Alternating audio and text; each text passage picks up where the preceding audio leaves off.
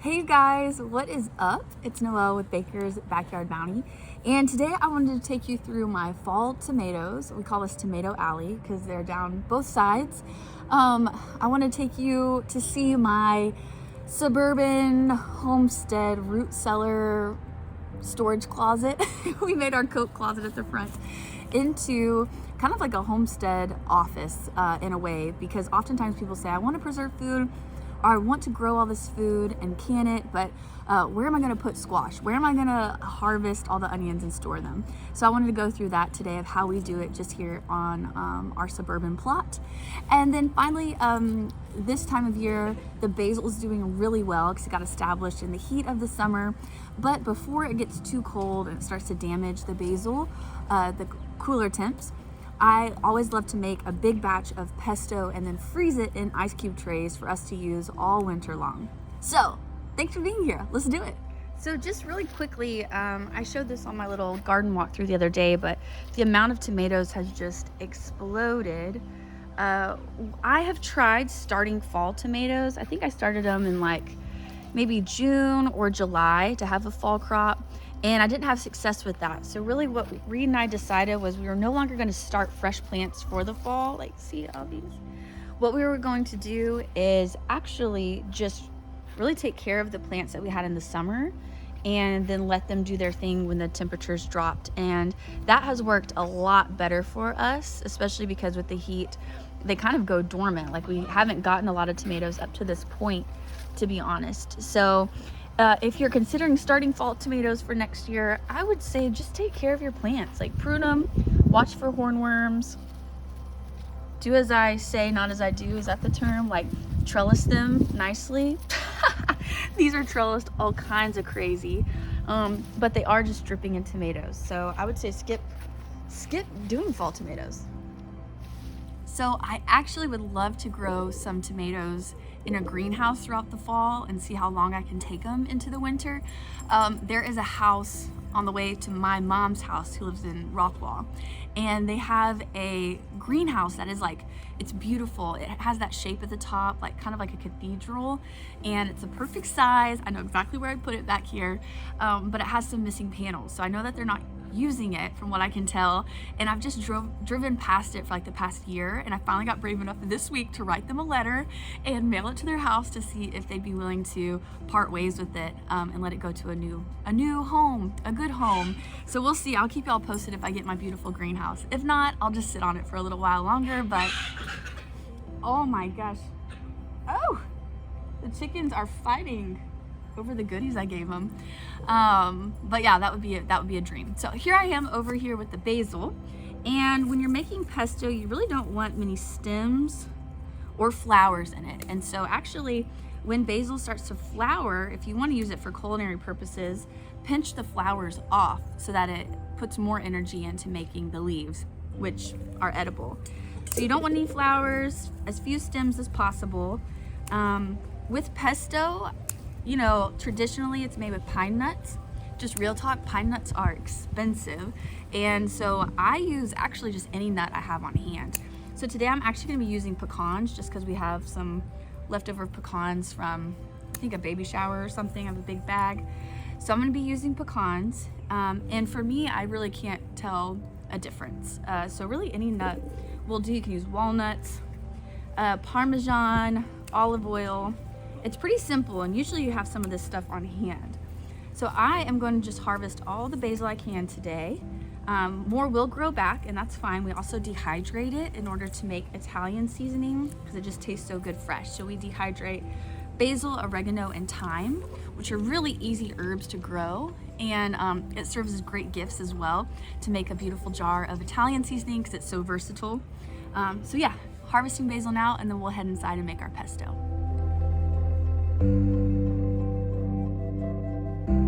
Shell's being feisty today. It would be nice. Our Yorkie thinks he's big and bad, but he actually gets pecked by the chickens. They ain't scared. That's right, Louie.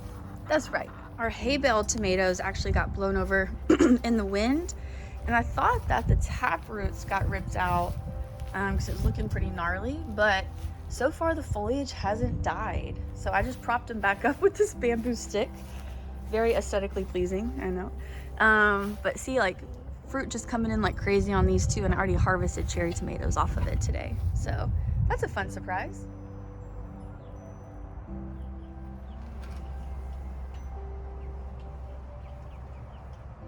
We have 2 green stock containers on our back patio, and I filled them up with strawberries. I got the bare root strawberries off of Etsy. And over time, they've put off runners, which I've just stuck in the pots. Some of the bare root ones I ordered from Etsy didn't make it, and so these actually create new strawberry plants when you put the runners in. Anyways, I have a bunch of basil over here that I actually want to take out because I'm going to try and overwinter these strawberries, but the basil I don't really want to have to worry about. So I'm just going to cut all of this today and then replace it with something. I haven't figured out if I want to do lettuce yet or what kind of fall crop. So if you have any ideas, send me some inspo for some fall things / winter crops I can grow in the green stock.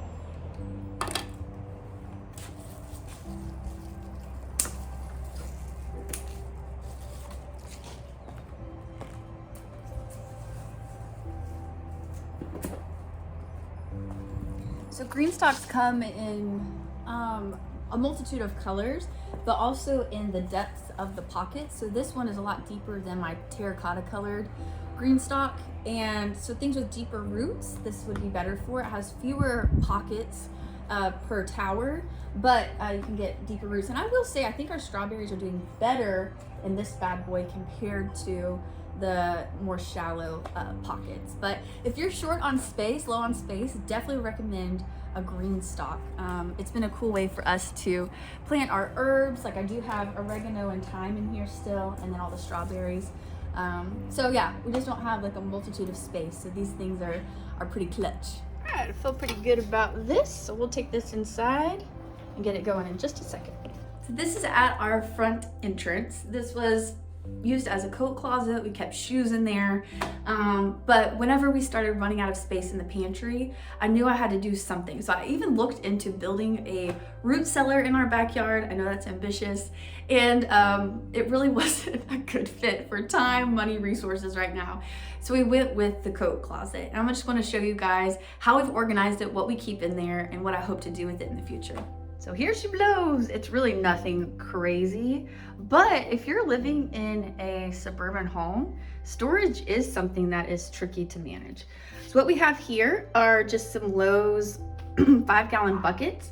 On Azure Standard, I ordered, these are called Gamma lids, and they seal. So actually this spins. So we keep sugar, oats, things like that, bulk goods that we get off of Azure in here.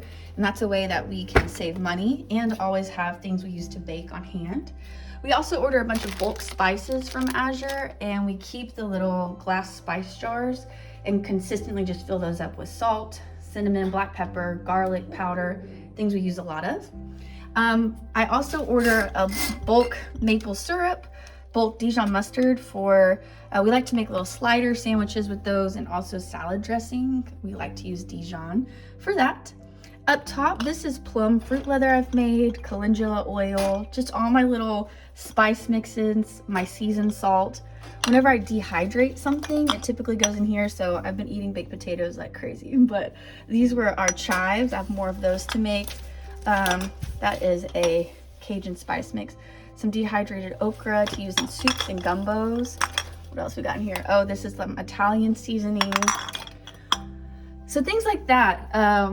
Up top, I have like some dehydrated rose petals. These are cool. I got these at a thrift store a couple of years back and actually used them during Snowpocalypse, but it's a beeswax candle kit. And so I just like having these on hand because I don't like fragrance candles. They're just too much for me.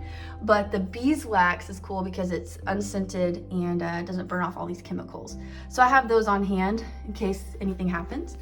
This is the garlic that we're waiting to plant until we take the tomatoes out, so I store that here.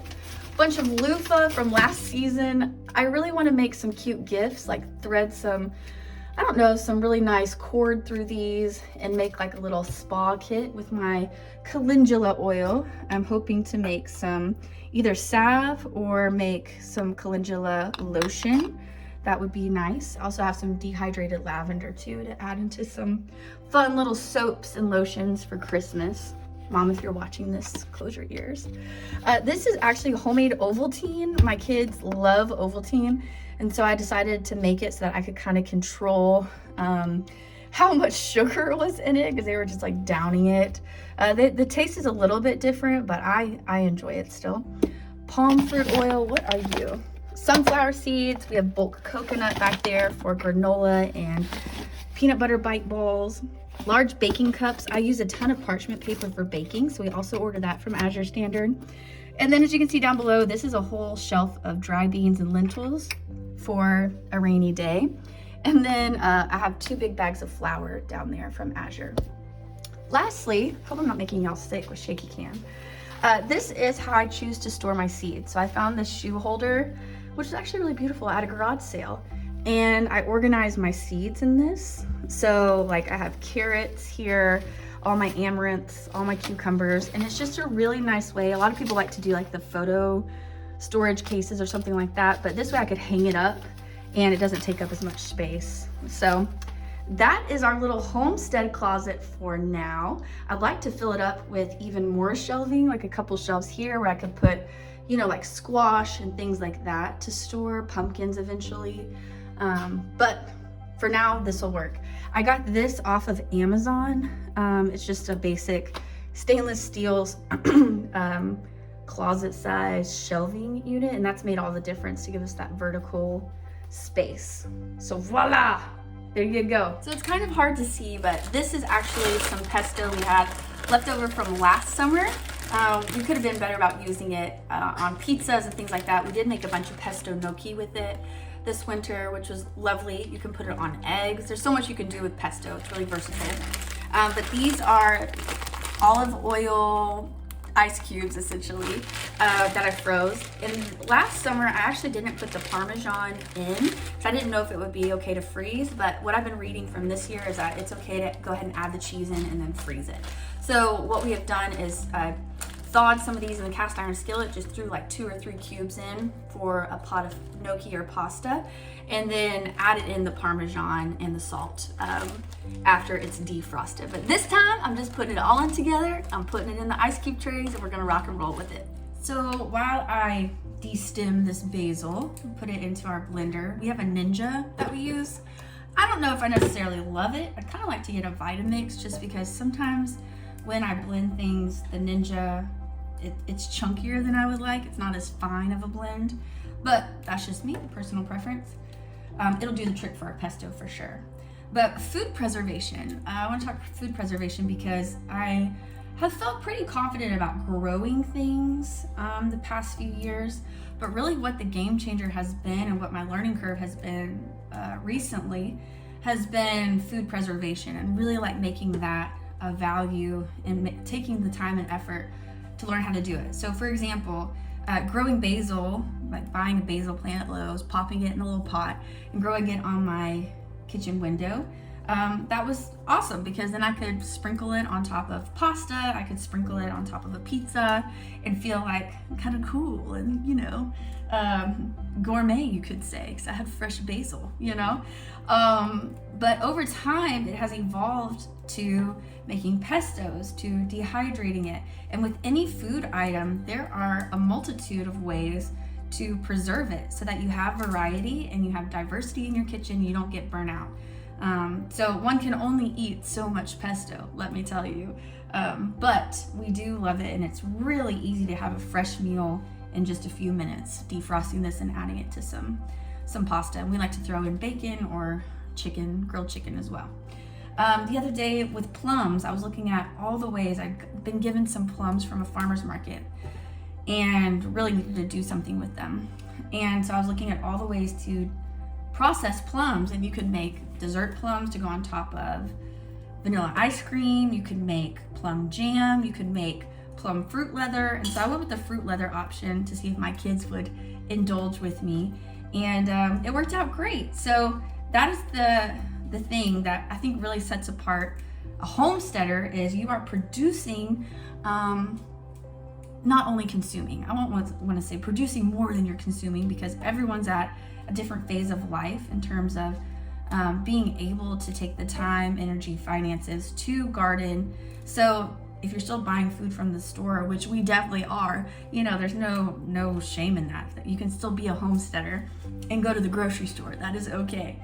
But being able to produce and not just consume, I think, is what makes this journey fun, and will change the world if people choose to do that. Suburbia will change the world, because not everyone can afford to, drop out of their job and go get 20 acres and make a farm. That's just not everyone's boat. And so, yeah, small changes on a massive scale. That is suburbia. Stop growing grass. Just stop growing grass. All right, so basil is picked. Got a good amount here.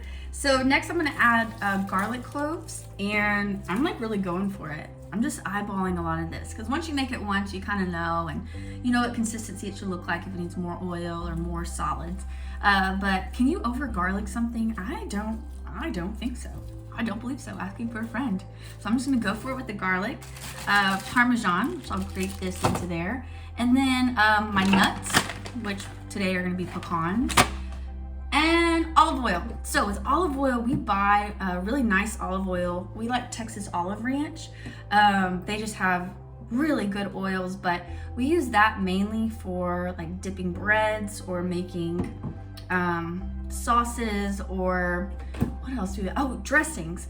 Things where you can actually taste the olive oil. Like if I do just like a butter and olive oil dressing, like clear noodles or butter noodles, what we call it, I'll use the nice olive oil. But if it's just for something that I'm like putting in the skillet to preheat, like some sausages, or especially in the pesto, I just use like bulk, cheaper olive oil. For preserving, I also use the cheap bulk olive oil, like for sun-dried tomatoes and things like that. Just a little hack for cost, because olive oil, the nice stuff, it ain't cheap. So this is what we use. So if you don't have a plethora or enough basil in your garden to feel like you can make a big batch of pesto, you can also add in spinach. And some people even make pesto with cilantro. I don't know that I've done that before, but just know that this is a very forgiving recipe, and just work with what you got to make some food, some fresh food that you can enjoy in the winter. Some other ideas to use pesto: putting it on a grilled cheese, or sprinkling it on a salad, like a good salad with some grilled chicken. The grilled cheese one's pretty dope though. Or just dipping bread in it. I mean, you can't go wrong with bread and a dipping sauce, right?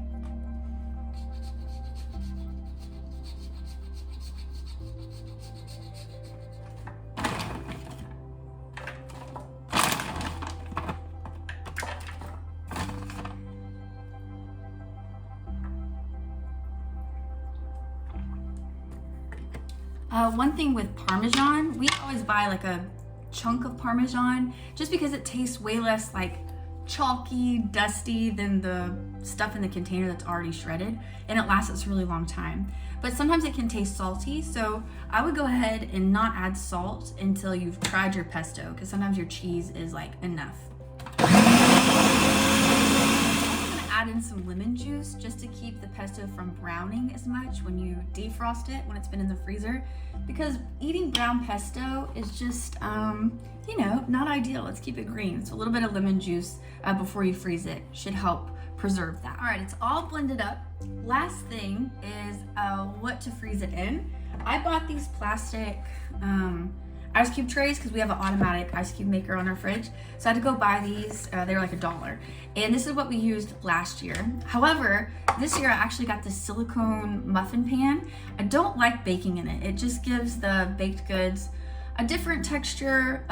So I prefer to use the metal muffin tin, but this is great for freezing things in. I've tried freezing eggs before, and now I'm gonna try making some pesto pucks, like hockey pucks, because we use about 3 cubes per meal. So this is a little bit bigger, and hopefully I can just use maybe like throw 1 in the pan for each dish. So we'll see how this goes this year.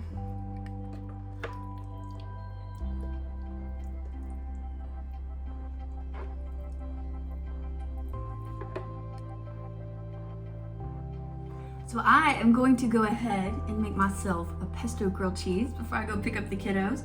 But thank you so much for hanging out with me today. May you find the bounty in your own life and all the beauty that it holds, because it is there, and we will see you soon.